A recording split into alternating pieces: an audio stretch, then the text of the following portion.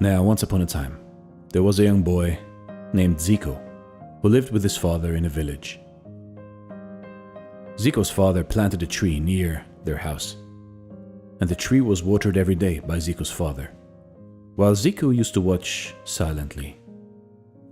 One day he asked his father why they would grow this tree, and his father told him that the trees are like children, and that in the beginning you have to water them and nourish them, and if they grow right, you can sit under their shade and they nourish you afterwards.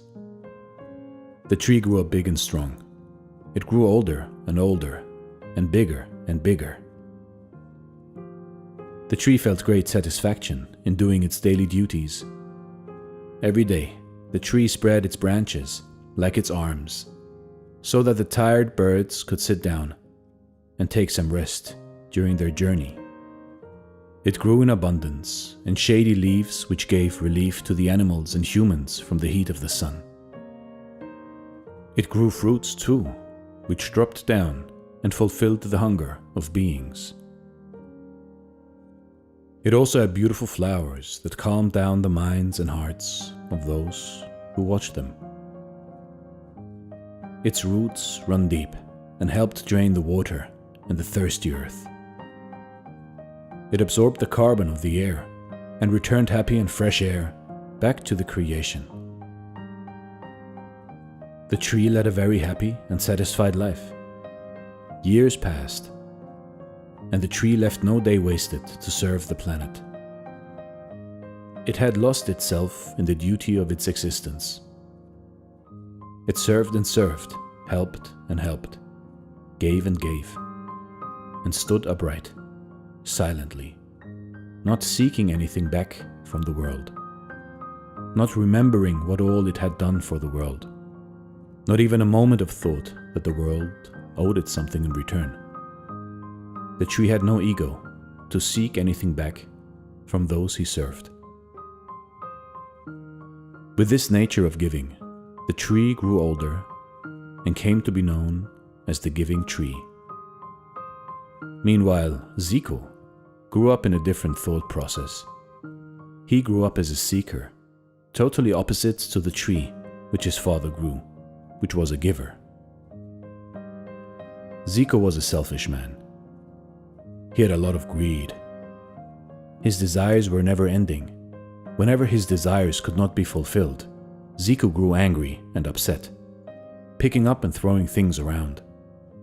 And whenever his desires got fulfilled, he immediately had another set of desires. So in this way, Zico lived unhappily, seeking, being greedy, and ever unfulfilled.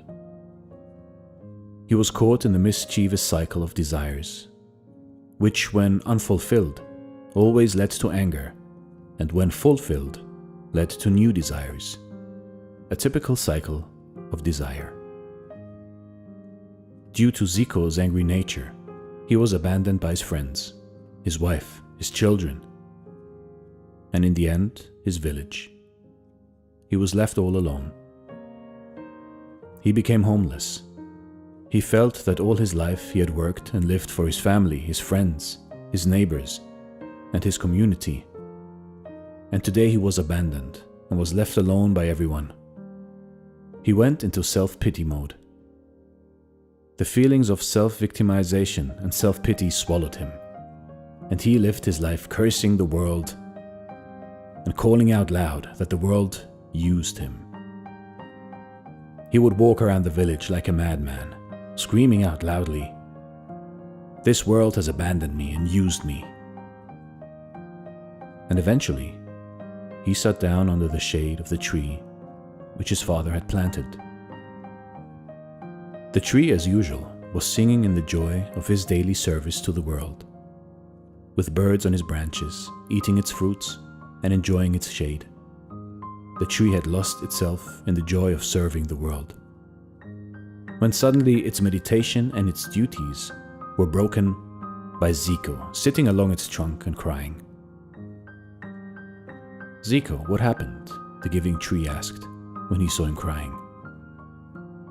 "Can't you see yourself?" Zico replied. "This world used me. Everyone has used me. I just came to this world to be used. The Zen owl Nishitsu was watching the whole scene from a distance on his mountain and started laughing out loudly. Laughing and holding his belly. He asked Riko, the anxious rabbit, to look at the scene, pointing to the tree and Ziko. "Look at them, Riko," Nishitsu said. "That is the irony of life. One man has lost himself in the grief of existence just because he wants and wants. That man feels heavy, so he will suffer and will die craving.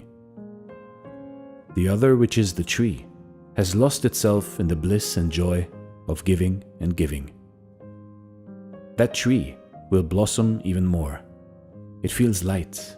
It will rise and rise to the highest heavens. Both were planted by the same man, but both have taken different paths. Both got used by the world. We all are here to be used by the world. And it is a wonderful thing to be used by existence."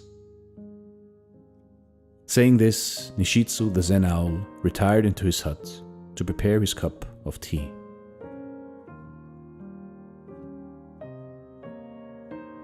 This was Dare to Do Motivation, reading the story The World Used Us, from the book Nishitsu, Tibetan Buddhism Stories by Zen Owl.